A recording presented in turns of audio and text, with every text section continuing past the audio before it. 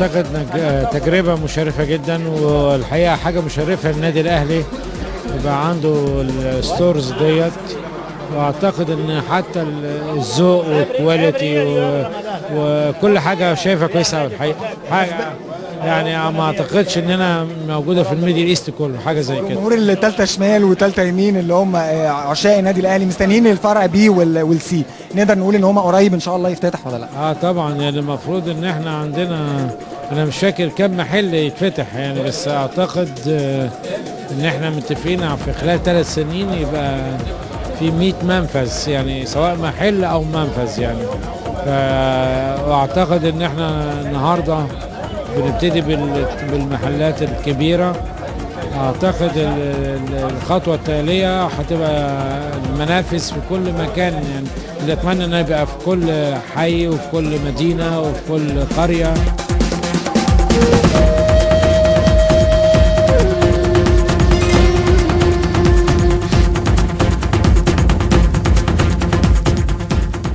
طبعا انا بقول مبروك لكل الاهلاويه، مبروك لمنظومه النادي الاهلي المحترمه، ان احنا دايما النادي الاهلي معود الناس كلها ان هو دايما رائد في كل حاجه. والحمد لله يعني مثالي زي ما انت قلنا ده افتتاح المحل الثالث للنادي الاهلي، ودي طبعا من ضمن الحاجات اللي كانت محطوطه او مجلس الاداره كان بيفكر فيها الناس يستثمر ازاي موارد النادي الاهلي واسم النادي الاهلي ولوجو النادي الاهلي اللي هو يعتبر يعني قيمه كبيره قوي مش بس في مصر والعالم والشرق الاوسط وافريقيا.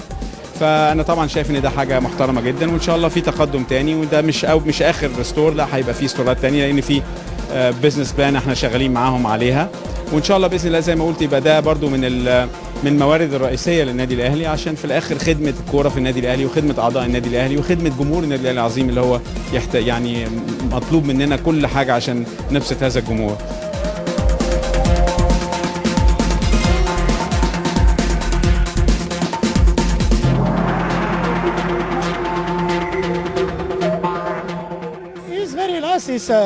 They must do this 10 years ago. In 2001 when I coming, I talk about. دي حاجه كبيره للنادي الاهلي، وان هو اول مره جه النادي الاهلي في 2001 اتكلم ان ده لازم يحصل. نادي كبير زي النادي الاهلي ما ينفعش ان يبقى ليه بس محل واحد، لا ده المفروض يبقى ليه اكتر من فرع، وده اللي بيتحقق علشان جمهور النادي الاهلي. It's a place for a reunion for the early supporters too, and this is very nice. This picture confund me every day. بصحى كل يوم الصبح ببص المرايه بقول صباح الخير لصورته، ويتفاجئ ان ايه ده مش صورته، ده مش انا. This old guy was there like that. I leave my home. ان هو خارج من الاوتيل الساعه 6 ووصل هنا حوالي الساعه 9 و10، 3 ساعات و10 دقائق، فقال دي حاجه صعبه جدا مخليه تعبان مش عايز يتكلم في الكوره. فقلت له يبقى بعد الثوره يمكن كل حاجه اتغيرت في مصر الا الزحمه والا المرور، قالوا كره القدم.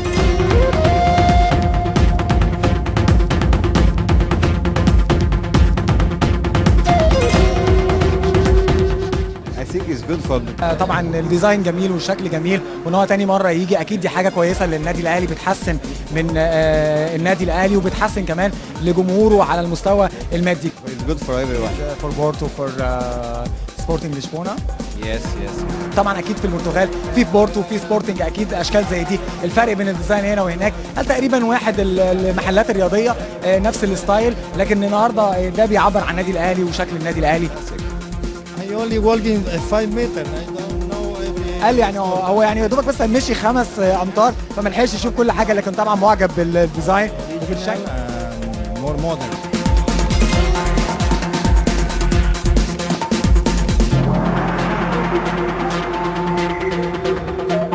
التجربه ماشيه بشكل رائع جدا، وطبعا انا عندي خبره يعني فكره انه في العقد في السنه الاولى عدد معين من المحلات اتمنى ان هم ربنا يفتح عليهم ويكسبوا ويفتحوا الفروع الثانيه، وان شاء الله تكون فتحه خير على النادي وعلى الاونرز بتاعت الاهلي سبورت يعني. طبعا ببارك طبعا لافتتاح النهارده، اعتقد ان ده 3 فرع تقريبا. طبعا مشروع كويس جدا، والاهلي كعادته سباق طبعا في المجال التسويق وفي الافكار الجديده عموما. هو طبعا الفكره جديده عندنا في مصر، لكن هي موجوده في اوروبا ومعظم انديه اوروبا حتى اللي مش عندها شعبيه عاليه قوي بيعملوا الفكره دي عشان يبيعوا المنتجات بتاعتهم ويبيعوا التيشيرتات والحاجات اللي هي الاكسسوارز بتاعت النادي والحاجات دي. لكن النادي الاهلي طبعا هو اول نادي في مصر يعملها، ويعتبر سباق. النادي الاهلي دائما هو اللي بيفكر في الافكار الجديده، بيبقى سابق الانديه وبعد كده بيحصل تقليد ليه من باقي الانديه. بتمنى طبعا التوفيق، وبتمنى ان شاء الله ان يبقى في برانشز او فروع تانية كتيره في مختلف انحاء القاهره وكذلك في الجمهوريه. يعني لازم نعمل حاجه في الصعيد، في اسكندريه، يعني في مدن كتيره، لان انت عارف جمهور النادي الاهلي في انحاء الجمهوريه كلها وشعبيه جارفه يعني.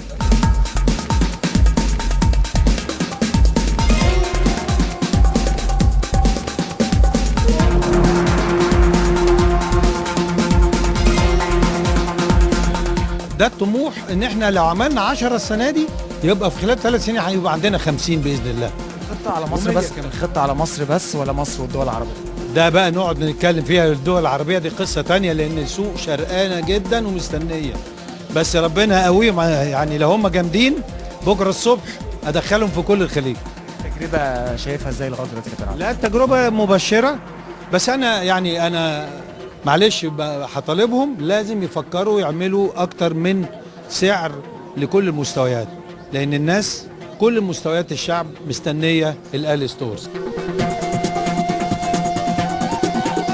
لا ده انا هقترح ان هم يعملوا لنا للاولد، يعني يبقى في سكشن للاولد ويحطوا ويحطوا لنا فانيلاتنا وصورنا، وليه لا. يعني انا كنت رحت نادي سانتوس البرازيلي ولقيت في المعرض بتاعهم جوه النادي حاطين كل الاجيال، وفي ناس بتشتري طبعا العواجيز شويه بيشتروا للعواجيز، انما ما فيش شك مبروك للنادي الاهلي الفرع الثاني، وان شاء الله يقدروا يكملوا باقي الفروع ويحققوا الهدف الرئيسي، وهو كيفيه استثمار اسم وشعار النادي من خلال المنتجات اللي موجوده. ويكفي نجاح الفرع الاولاني، لان احنا متابعين ان في نجاح في المبيعات، وده طبعا بيحقق ايراد للنادي الاهلي، والنهارده كمان هيبقى في نجاح اكتر، وباذن الله الفروع في اماكن اخرى سواء جوه القاهره او في المحافظات الثانيه. بصراحه يعني بقول مبروك للنادي الاهلي وجماهير النادي الاهلي. بالنسبه للمكان ده يعني بصراحه جميل جدا، وفي حاجات جميله جدا، ويعني النادي الاهلي بصراحه يعني بيعمل مفاجآت كتير قوي وحلوه قوي، وجمهور النادي الاهلي يستاهلها بصراحه. مبروك لهم طبعا على الفرع الجديد. طبعا دي تاني مره احضر فيها افتتاح فرع جديد اهلي ستورز، وبالتوفيق لهم ان شاء الله، ونغطي كل انحاء الجمهوريه ان شاء الله فروع اهلي ستورز باذن الله. بنبارك طبعا للنادي الاهلي وجماهير النادي الاهلي على الافتتاح الستورز. ده مش اول واحد طبعا زي ما حضرتك قلت، ده الثاني، واعتقد في مزيد كمان. اولا بحيي الشباب اللي هم عملوا هذه الفكره، بحييهم تحيه كبيره جدا لان هم عملوا فكره المفروض كنا نعملها من فتره طويله، لان اوروبا كلها الفكره دي عندها، ومش حاجه مش من سنه ولا من سنتين، لا من فتره طويله.